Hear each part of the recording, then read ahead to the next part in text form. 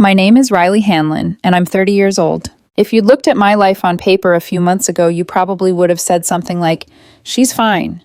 She's safe. She's got it together." Small but bright apartment with plants that only died if I forgot to open the blinds for a week. Every bill on autopay. A car that wouldn't turn a single head in a parking lot but started every single morning, even in February. A retirement account I actually contributed to, even when it meant saying no to once-in-a-lifetime trips my friends swore we'd tell our future kids about. I didn't land there by accident. I built that life one spreadsheet at a time, line item by line item. Rent, groceries, emergency fund, Roth IRA. It wasn't glamorous, but it was mine. I was the sensible one. The friend with jumper cables in her trunk and a backup charger in her bag. The emergency contact on forms because everyone knew I'd actually show up. The person people texted screenshots of their bank apps to when their balance looked like a crime scene and they needed someone who could stare at the numbers without panicking. And for a while, I thought I'd finally found someone who appreciated that about me. His name is Elliot Ward. We'd been dating for about 7 months when everything went sideways. We met on a dating app. The usual swiping, the usual, "Hey, you seem normal, thank God." Except with Elliot, the chemistry was immediate. We moved from witty texts to long late-night calls to weekends spent in each other's space faster than I'd planned. He worked in corporate strategy, the kind of job that involved tailored blazers, networking events, and phrases like market positioning said without irony. He was ambitious, charming, the kind of man who always seemed to know which restaurant had just opened and which bar had the best rooftop view. I thought we balanced each other out. His world had gloss and sparkle. Mine had structure and stability. I'd pack snacks in my bag just in case, and he'd laugh and kiss my forehead, calling me adorably prepared. The problem started around month 5. That's when Vanessa Price began to show up in our conversations more than I did. Vanessa was his ex-girlfriend, worked in finance. The way he talked about her, it sounded like she lived in an Instagram filter, yacht parties, rooftop launches, dinners where the bill never came to the table because someone handled it. "Vanessa used to bring me to the steak place by the river," he said once when I suggested a diner near my apartment. "The owner would always send dessert on the house." Another time, "Vanessa knew the guy who runs that club. We'd never wait in line." Or my personal favorite, "Vanessa's in the Maldives right now. She just posted a story. Crazy, right?" At first, I told myself it was normal. People process their past relationships in weird ways. Sometimes they look back with rose-colored glasses. Sometimes they overshare. I figured he'd get it out of his system. But the comparisons got sharper. One night we were getting ready for a work event of his. I stepped out of my room in a simple black dress I'd worn to weddings and office parties before. He looked at me for a beat too long. "You look nice," he said. Then, "Have you ever thought about, upgrading your style a little? Vanessa always said, dressing like you're already where you want to be helps you get there." I laughed it off. "Well, Vanessa also vacations in the Maldives. I'm still over here celebrating when avocados are on sale." He smiled, but his eyes were already somewhere else. Another time, he came over to my place after a long day. We ate leftover pasta on my thrifted couch while a sitcom rerun played in the background. I was happy. He was scrolling on his phone. "You know," he said slowly, "Vanessa's apartment had this insane view of the river, floor-to-ceiling windows. It just made everything feel elevated, you know?" I looked around my small living room. My mismatched frames, my discount rug, the plants on the sill. "My place is basic," I said lightly, trying to beat him to it. He shrugged. "It's nice, just, pretty basic." That word started appearing everywhere. Basic clothes, basic apartment, basic weekends. Like stability, like not living on credit cards and vibes, was some kind of character flaw. I tried not to let it sink in. Everyone has insecurities. Everyone compares sometimes.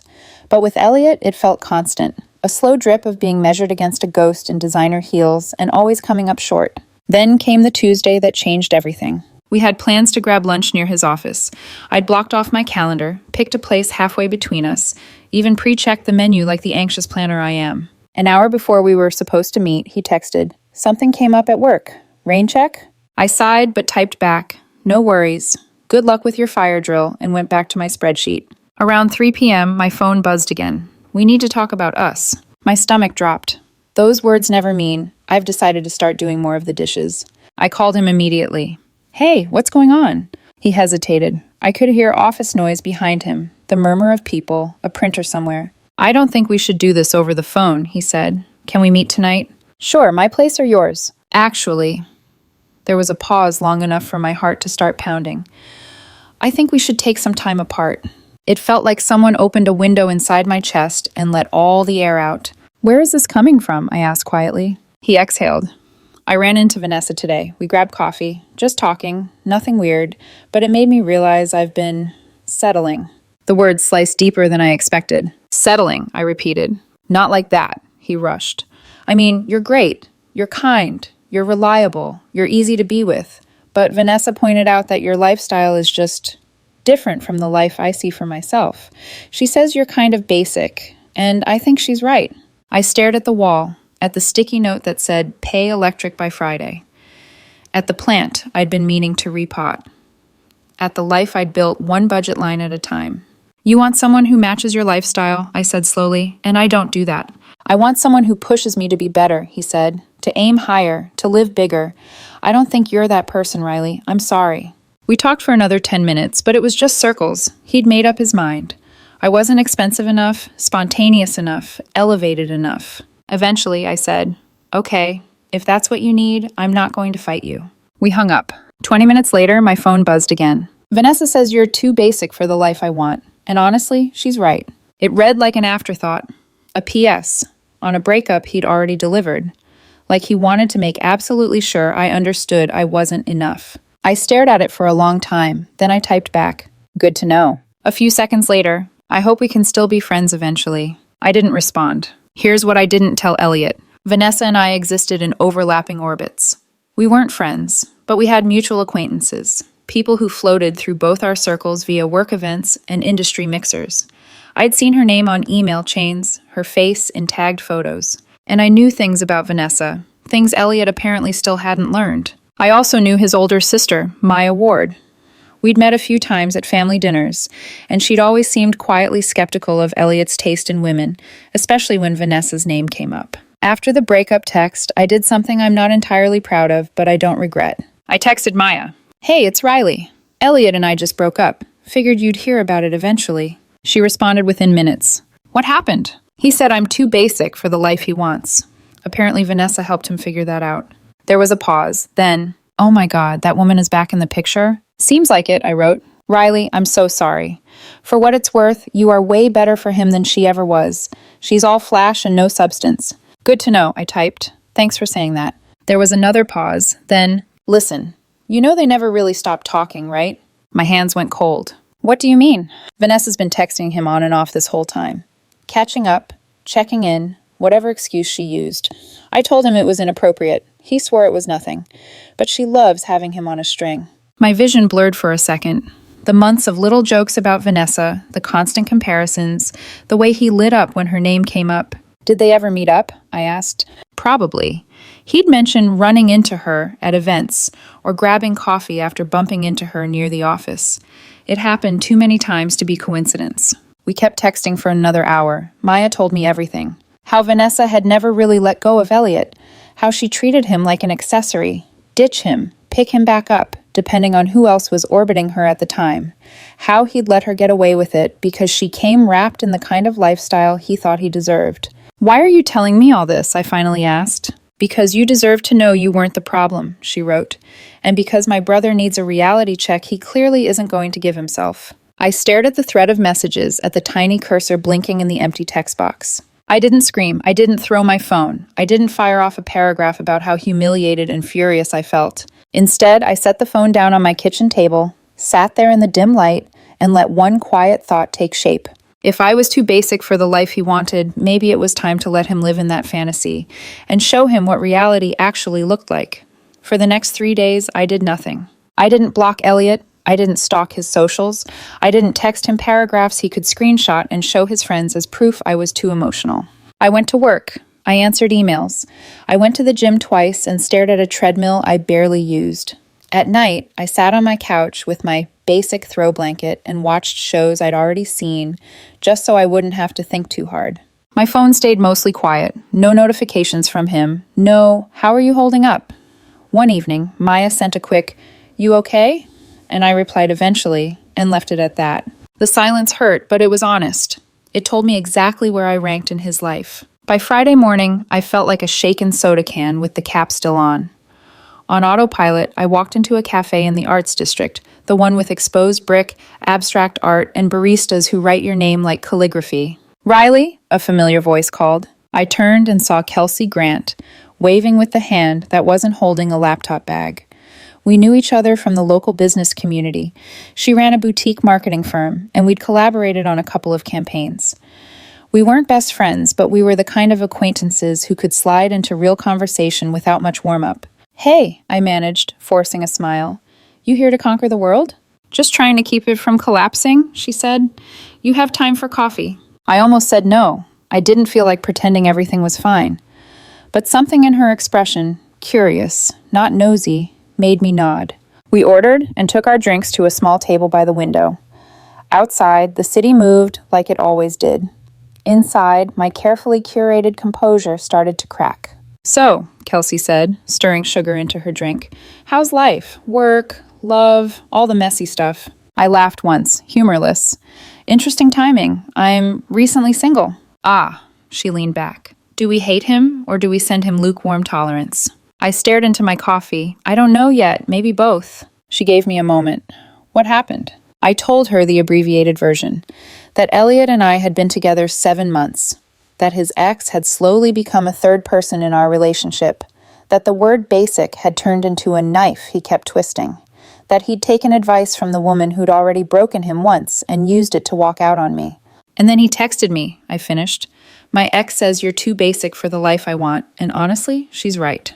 Kelsey winced like she'd been slapped. "He actually wrote that?" "Verbatim." She shook her head. "God, men like that really think they're the prize." I took a sip of coffee I could barely taste. It's stupid, but the word won't leave my head. Basic. Like I'm the generic store brand version of a person. "You know basic is just what flashy people call stable when they're bored, right?" Kelsey said. "What's his ex's name?" Vanessa Price. She works in finance." Kelsey hadn't even let me finish. "Wait, Vanessa Price? Tall, brunette, perfect hair, always posting from boats and rooftop bars?" "That sounds right," I said slowly. Kelsey groaned. Of course it's her." "You know her?" "Unfortunately," she said. "We move in some of the same circles. Clients, events. She has this brand. It's all designer, all the time. She collects men like accessories." A cold, bitter curiosity pushed through my numbness. "What do you mean?" "She loves the chase," Kelsey said. "Makes a guy feel like he's won the lottery, then drops him the second someone richer, hotter, or more relevant shows up. I've seen it more than once. She always lands on her feet, though. There's always another yacht." My heart sank. "So she's doing that to Elliot now?" "Probably," Kelsey said. "Last I heard, she was dating some finance guy she met at a yacht party. I can't keep track, honestly. Hang on."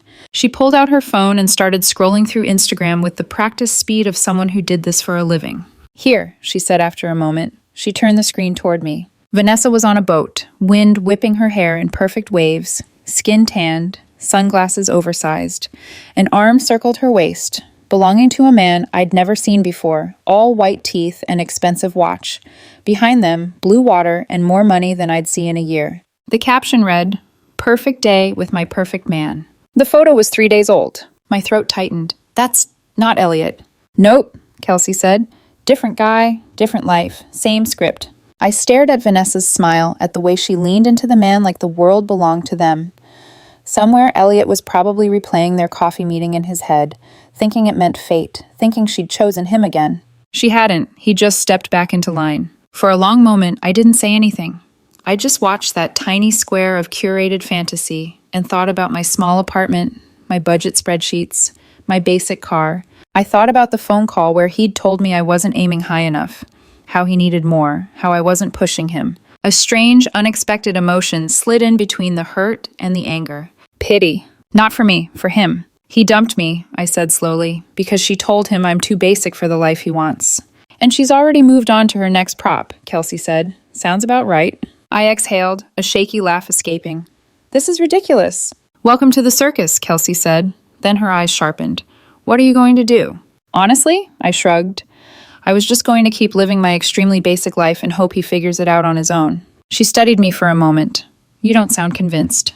I trace the rim of my cup with my finger, watching the coffee ripple. I keep thinking about that text, I admitted, about how easily he let someone else define my worth. I know I shouldn't care what he thinks anymore, but I kind of want him to see that even basic women have options, that my life doesn't sit on a shelf waiting for him to pick it up again. Kelsey's lips curved. You want a little petty justice? Maybe, I said. Just a little. She leaned forward, eyes bright with interest. Okay, what are we working with? I hesitated, then told her about the cafe Elliot loved. The one in the trendier neighborhood with overpriced lattes and minimalist decor. The one Vanessa used to drag him to, and that he'd then dragged me to, like it was some sacred site. He goes most Saturdays around 2, I said. Laptop, friends, whatever. It's kind of his ritual. Kelsey tilted her head, already seeing the map. So if you just happened to be there with someone who looked like she was on a date with you. To him, at least, I said. We don't have to actually be anything. I just want him to walk in and see that I'm not sitting by the phone waiting for him to change his mind, that someone else thinks I'm worth showing up for. That someone else runs her own company and can talk circles around half the men he knows, Kelsey added. I like this plan. I blinked. You'd actually do it? She grinned. Riley, I spend my days cleaning up Brand's messes. This is easy mode. We get coffee, we talk about work, we laugh at your dumb ex. If he happens to show up and squirm, that's just bonus content. A laugh bubbled out of me, surprising and sharp. It's petty. It is, she agreed, but it's also harmless. No lies, no screaming, no keying cars. Just information. He gets to see that the basic girl has her own life. You get to see his face when he realizes it. I sat back, imagining it. The bell over the cafe door, the moment his eyes find me, the way his expression shifts when he realizes I'm not alone, not waiting. Saturday, I said, 1:45. That's when he usually wanders in. Kelsey held out her hand. Deal. Wear whatever makes you feel most like yourself, not whatever you think Vanessa would approve of. I'll handle the rest. We shook on it. Saturday came faster than I expected. I spent half the morning trying on outfits and then, in a tiny act of rebellion, settled on my favorite soft jeans and a simple blouse I loved, even if it would never make it onto a yacht. I got to the cafe 10 minutes early. Kelsey arrived right on time, in a jumpsuit that somehow looked both effortless and expensive. You look great, she said, taking in my outfit. Very woman who knows her worth and has better things to do than chase a man. Is that a category now? I asked. It is today. We ordered drinks, then chose a table by the window, close enough to the door that anyone entering would see us, but far enough that we could pretend we didn't notice them. Kelsey slipped easily into conversation. We talked about a campaign she was running, a client I might consult for, future projects that didn't include anyone named Elliot or Vanessa. She laughed a lot, big bright bursts that turned heads. Once in a while, she touched my forearm to emphasize a point, the way people do when they're genuinely engaged. To an outsider, especially an ex-boyfriend who just discarded me, we probably looked like we were having the best time. At 2:07 p.m., the door chimed. I didn't turn immediately. I took a breath, took a sip of my drink, and only then let my gaze drift toward the entrance. Elliot walked in. He was with 2 guys I recognized from his stories. Co-workers, both polished, in that indistinguishable corporate way. They were laughing about something as they stepped inside, the sound cutting through the murmur of the cafe. Then his eyes swept the room. They landed on me. I saw the moment recognition hit. His smile faltered. His posture changed by a fraction. His gaze flicked from my face to Kelsey's, to the way we were leaning over the table toward each other, to the 2 empty mugs already on the tray between us. He froze. For a second, he just stood there, caught in the doorway, holding the cafe air hostage. Then one of his friends nudged him, following his line of sight. Both of them turned to look at me. I set my cup down carefully, looked right back at him, and offered a small, polite smile. His mouth opened, like he was about to say something, then closed. Slowly, almost like he was moving underwater, Elliot started walking toward our table.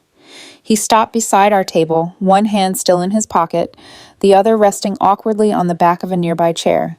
His friends hovered a few steps behind him, suddenly very interested in the pastry case while obviously listening. Riley, he said, trying for casual, but landing somewhere between startled and uneasy. Hey. I looked up at him with the same polite warmth I'd give a former coworker I vaguely remembered from a summer internship. Hi, Elliot. He nodded once, like he needed an extra moment to place the version of me sitting in front of him, laughing, relaxed, and not orbiting his attention anymore. I didn't know you came here, he said. I don't usually, I replied. Kelsey suggested it. On cue, Kelsey lifted her eyes, offering a friendly but reserved smile. Hi, you must be Elliot. He cleared his throat. Yeah, and you're? Kelsey Grant, she said, extending a hand. I run a marketing firm. Riley and I work together sometimes. There was a subtle emphasis on work together, not just met, signaling that I had connections, a world, and people in it who valued me. Elliot shook her hand, just a beat too firmly, like he needed to assert something. Nice to meet you.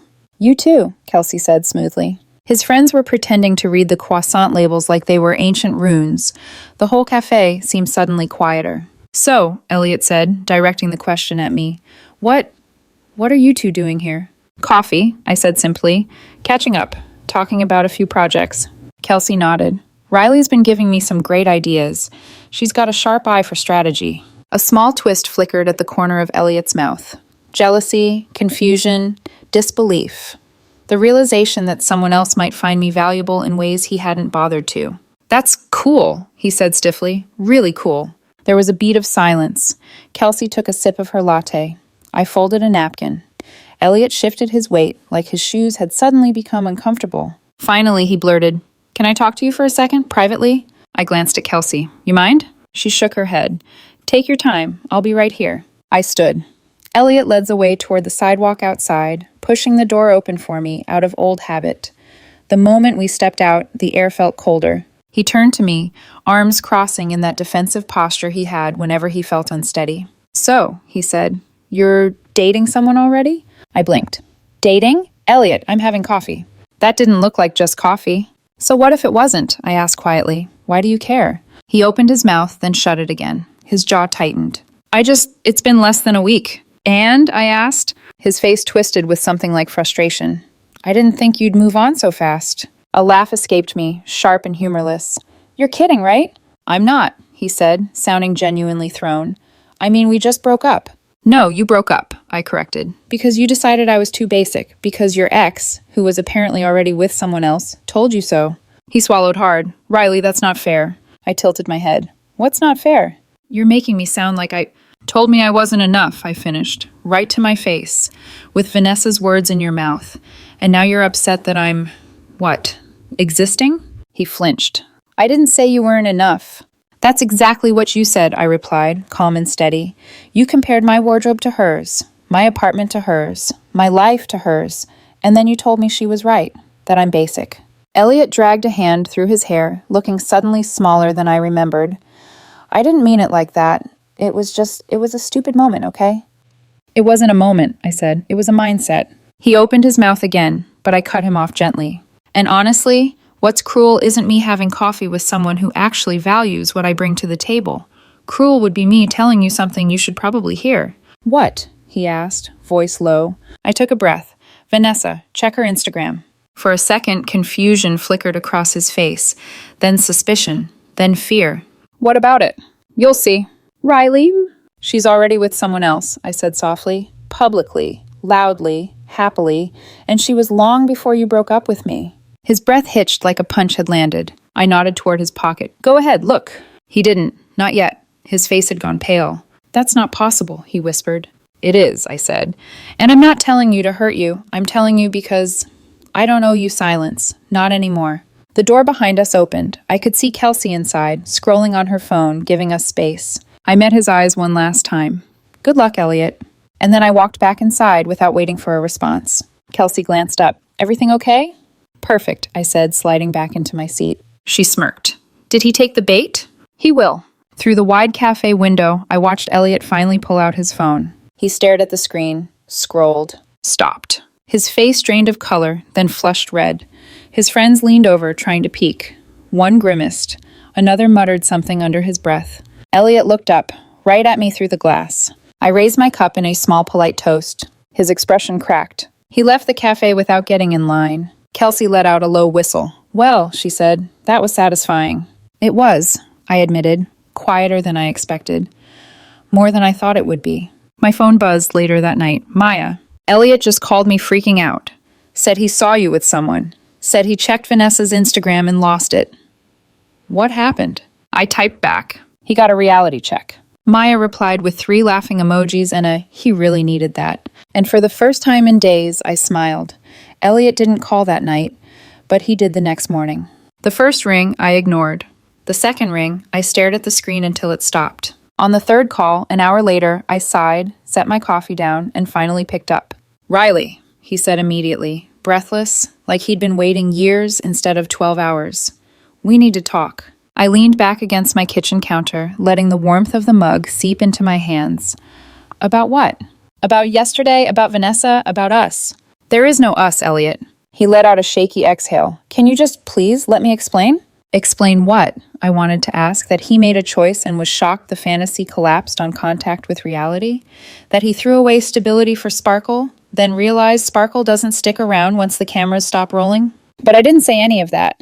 "Go ahead," I said instead. He swallowed. I'm sorry. I messed up. Badly. I knew Vanessa was intense, complicated, but when we talked earlier this week, it felt like, I don't know, like maybe we could fix things that never got resolved." I stayed silent.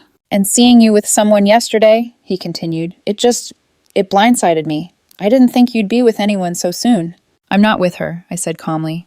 "Kelsey is a friend." He let out a soft, miserable laugh. "It didn't look like that." "That sounds like a you problem," I said. He winced audibly. Yeah, I guess it is." There was a pause, long enough for me to hear the hum of my refrigerator and the far-off sound of someone walking their dog outside. "I made a mistake," he said finally. "I know that now. Vanessa. God, she's already moved on. I didn't even know until you pointed it out. She didn't say anything. She didn't care." His voice cracked just enough for me to hear the crack in his ego beneath it. "She never cared, Elliot," I said softly. "Not in the way you think she did." He inhaled shakily. "But you did." I closed my eyes. "I did," I admitted. "And you dismissed that. You called me basic. You compared me to someone who treated you like an accessory, and then you let her define my value for you." "I know," he said, "I know. And I can't believe I said that to you. Riley, I'm so sorry. You were good to me. Too good. And I took it for granted." A tightness formed in my chest. Not longing, not guilt, but something gentler. Clarity. "Elliot," I said quietly, "do you know what I wanted from you?" "What?" he whispered. "Consistency? Respect. The bare minimum acknowledgement that I was enough as I was. Not someone you needed to upgrade. Not someone you held up against your ex's highlight reel." "I know," he said again, voice breaking. "And I swear, I see it now. I see everything so differently. If we could just try again, I can do better. I can be better." "Not for me," I said. "You can't be better for me. You can only be better for yourself." Silence. "I miss you," he said finally. "I miss what we had." I opened my eyes, staring at the tiny coffee stain on my countertop. "You miss what you didn't appreciate," I said. "There's a difference." He inhaled like the truth stung. "Riley, please, just tell me there's a chance." There was a time when I would have filled that silence for him, smoothed over the pain, gave him hope he hadn't earned. But that was before the word basic became a mirror he held up to me, before he showed me exactly what I meant to him, stability, until something shinier came along. "There isn't," I said gently. His breath hitched. "So that's it?" "I've been done," I said quietly. "You ended us. I'm just catching up to that." He didn't respond right away. When he finally spoke, his voice sounded smaller than I'd ever heard it. "I'm sorry," he whispered, "for everything." "I know," I said. "I hope you figure out what you really want. And I hope the next time you have someone good in your life, you don't throw them away for a fantasy." Neither of us spoke for a long moment. Then, softly, "Goodbye, Riley. Goodbye, Elliot." He hung up. I stared at my phone for a second, then set it face down on the counter. My hands were steady. My heart was steady. The silence that followed wasn't painful or heavy. It was clean. A clean break, a clean start. Gets him. 6 weeks passed. Elliot stopped calling after that last conversation. Stopped texting. Stopped orbiting my life entirely. Maya kept me updated in small, infrequent doses. Vanessa ghosted him after 2 weeks. He's finally in therapy, praise God. He says he learned his lesson. I hope he actually has. You really dodged a bullet, Riley. I met her for coffee a few times. Real coffee, no plans, no performances. She apologized more than necessary for her brother's behavior. I told her she didn't have to, but she did anyway. Meanwhile, Kelsey and I kept grabbing coffee too, sometimes at the Arts District Cafe, sometimes at the trendy one, sometimes at places where no ghosts could follow us. I liked that. I liked the slowness of it, the choice in it. Then, 2 weeks ago, I saw Elliot again. It was at a work event, a networking mixer full of expensive cologne, name tags, and people pretending to know what synergy optimization meant. I spotted him across the room before he saw me. He looked different, humbler, a little frayed around the edges. When his eyes finally found mine, he froze the same way he had in the cafe. I didn't look away. I lifted my glass slightly in a polite, distant greeting. He nodded back, awkward and uncertain. He didn't approach. He didn't try to talk. He didn't seek closure all over again. He just watched me for a moment, watched me laugh with colleagues, watched me navigate the room without shrinking myself. Then he looked down at his drink and disappeared into the crowd. I exhaled, soft and final. Last night, my phone buzzed with a text from him. I really am sorry. I hope you know that. I read it twice, thought about it, thought about who he was, who I was, who we had been, and who we no longer were. Then I deleted the message. Didn't archive it, didn't save it, didn't respond. Some apologies arrived too late. Some bridges burn clean. Some people only realize what they had when they see you thriving without them. And some lives, basic, quiet, steady, are worth far more than any fantasy they walked away for.